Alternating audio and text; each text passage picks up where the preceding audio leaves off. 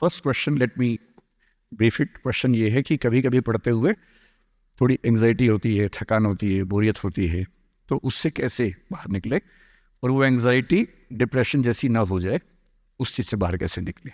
M I right? This is a question. ठीक है sir, this is one question.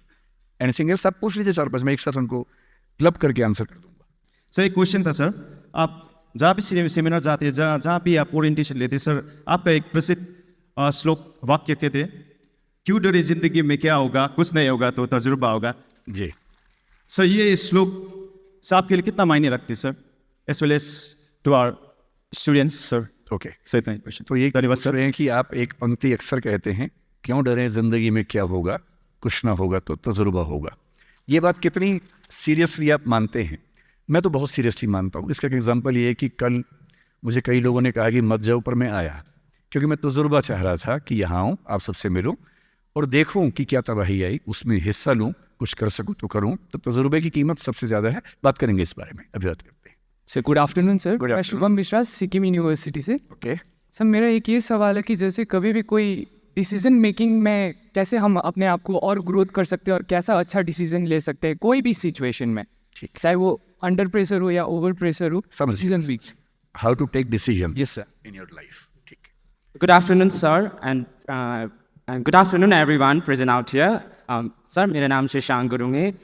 मेरा question ये है कि आपसे कि आपका प्रिपरेशन कैसा था जब आपने पहली अटेम्प्ट में ही सिविल सर्विस एग्ज़ाम क्लियर किया था?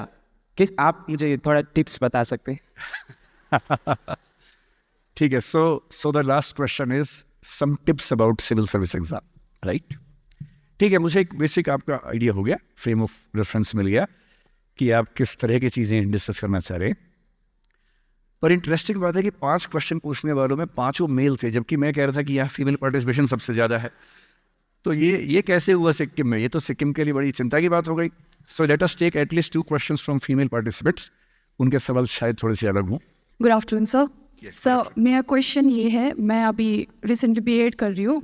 सर आपने पहली अटेम्प्ट में यूपीएससी क्लियर कर लिया, फिर वो छोड़ के आपने वही टीचिंग प्रोफेशन चूज़ करने का क्या वो था? बस वही जानना था, क्योंकि सर टीचिंग में ना अभी हम वो फील्ड में आ भी गए हैं ना, तो डर लगता है कि कैसे मैनेज करेंगे, क्लासरूम में क्या करना है, कैसे डील करेंगे स्टूडेंट से. तो सर मुझे वही जानना. तो मुझे बड़ा सुकून मिला कि एक बच्चा तो ऐसा है जो किसी और प्रोफेशन की बात कर रहा है, टीचिंग के बारे में. गुड. तो आपका सवाल है कि मैं टीचिंग में क्यों आया वो छोड़ के, और आप टीचर के तौर पे क्या ध्यान रखें अच्छे टीचर बनने के लिए. ठीक है.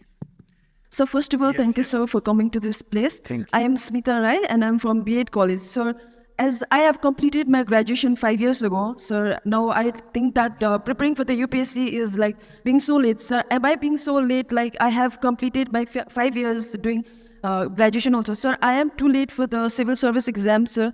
So that's my question, sir. Thank you, sir. So basically you want to know something about civil service exams preparation, right?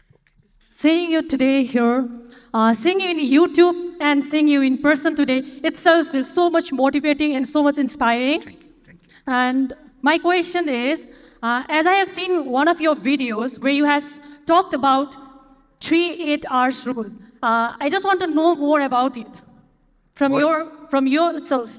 You want to know about? 8 hours rule, 3-8 hours, which you have divided like 24 hours into like Eight, 3. eight, Yeah, eight, so eight, yeah, right? yes, sir.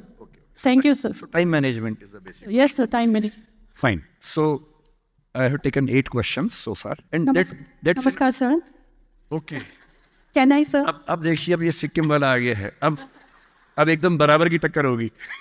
मेरा नाम Sumita Mange and I represent Harakmaiya college of education. ये BEd training college है. Sir मेरा question ये है कि हमें पर्याप्त मात्रा में ट्रेनिंग मिल रहा है जिससे मैं सब्जेक्टिव नॉलेज अच्छे से दे सकती हूँ, right? Knowledge is not just like bound with accumulation of knowledge. So मैं ये बच्चों में कैसे ये भावना लाऊं जिससे वो कुछ अपने सोसाइटी में कंट्रीब्यूट कर सकते. आई थिंक मैं अच्छे से नहीं कह पा रही हूँ मेरा प्रश्न, लेकिन आई थिंक आप समझ गए. But this question is as a teacher or as a teacher, as a would be teacher. ठीक है. अब क्वेश्चंस रोकते हैं, मैं सम अप करता हूँ, फिर मैं सारी बातों पे आता हूँ. तो सारे क्वेश्चंस को मिला के एक क्वेश्चन तो मुझसे पूछा कि आपने नौकरी क्यों छोड़ी, टीचिंग में क्यों गए, टीचिंग में हम कैसे अच्छा कर सकते हैं। 2 पार्टिसिपेंट से क्वेश्चन ये है, कुछ बच्चों का सिविल सर्विस के बारे में, कुछ का मोटिवेशन के बारे में। So these are the 3 broad topics which you want to understand with me. मैं आपको एक कहानी से बात शुरू करता हूँ, एक स्टोरी से बात शुरू करता हूँ, रियल स्टोरी। स्टोरी से इसलिए कि स्टोरी से बात समझ में ज़्यादा आती है। और एज ए पेरेंट, मेरा एक बेटा है 17 का होने वाला है, नहीं होने वाला नहीं, हो गया है, 3 दिन पहले हो गया है, अब ये भी हुआ है। तो 17 की उम्र आप जानते हैं सबसे खतरनाक होती है। आप लोग भी लगभग उसके आसपास होंगे या अभी अभी उससे निकले होंगे। Most difficult age is this 16, 18, 19। इस उम्र में आपके हार्मोन्स इतना ज़्यादा जंप करते हैं कि मूड स्विंग्स बहुत ज़्यादा होते हैं। आपको अपने दोस्तों से बात करके इतना सुकून मिलता है। पेरेंट्स दुश्मन नजर आते हैं इस उम्र में। पेरेंट्स कोई अच्छी बात भी कहें तो लगता है कि ये क्यों मनहूस लोग हमारे घर में रहते हैं, क्यों ऐसी खराब खराब बात बोलते हैं। They don't understand, they are outdated people, ऐसा मन में भाव आता है। सबको आता है, आपको आ रहा है तो पहली बार नहीं आ रहा है, आज से 30 साल के बाद आपके बच्चों को भी आएगा आपके बारे में, एकदम उतनी ही इंटेंसिटी से आएगा जितना आपको आता है। जितना आपको लगता है कि आपके पेरेंट्स बिल्कुल नहीं समझते, आपके बच्चे आपके बारे में यही सोचेंगे 30 साल बाद। ये एकदम इटर्नल ट्रुथ है जिसको आप रोक नहीं पाएंगे। So this is normal thing. आप लोगों की एज में जो सबसे बड़ी चिंता मुझे होती है, जैसे मैं अपने बेटे से बात करता हूँ, तो मैं तो एक बहुत ही खराब पेरेंट हूँ। खराब पेरेंट का मतलब मैं कभी कहता ही नहीं कि पढ़ो, कभी कहता ही नहीं कि टॉप करो, मैं कभी नहीं कहता। मैं सिर्फ ये कहता हूँ कि बेटा हर साल एक क्लास पास करते रहो, काफ़ी है। बस इतनी साउंड प्रिपरेशन मत करना कि मैं 8वीं क्लास 2 बार में करूँगा, ऐसा मत करना, एक ही बार में कर लो। और मैं कभी परसेंटेज पूछूंगा नहीं आपसे, मैं पूछता भी नहीं, हालांकि वो बता देता है, लेकिन मुझे उसमें इंटरेस्ट है नहीं। Whatever percentage he gets. And we also have a daughter, I mean I am not the biological father, she is a relative's daughter, so she lives with us. हम दोनों बच्चों से बोलते हैं कि हम कभी नहीं पूछेंगे परसेंटेज क्या है, ना हम पूछते हैं, ना हमारा इंटरेस्ट है। हमारा इंटरेस्ट केवल इस बात में है कि वो बेहतर ह्यूमन बींग्स बन जाए, क्योंकि मैंने ज़िंदगी को बहुत अच्छे से देखा है। और मैं एक बहुत ही ख़राब स्टूडेंट रहा हूँ स्कूल में, बहुत बदमाश, शरारती, कम पढ़ने वाला। पर दिमाग इतना था कि 10 दिन 20 दिन पढ़ के अच्छे नंबर आ ही जाते थे। तो मेरा दिमाग कहता था कि जो काम 10 दिन का उसके लिए साल क्यों खराब करूं। जब 10 दिन में हो ही जाता है तो 10 दिन खराब करेंगे उसमें।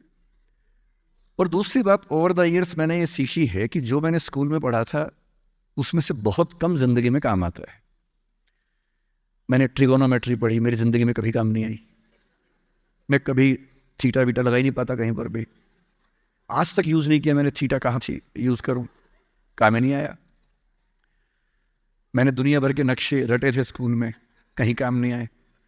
जब किसी देश में घूमने जाता हूँ वहाँ का नक्शा देख लेता हूँ और बचपन वाला याद भी नहीं आता, फिर से देखना पड़ता है।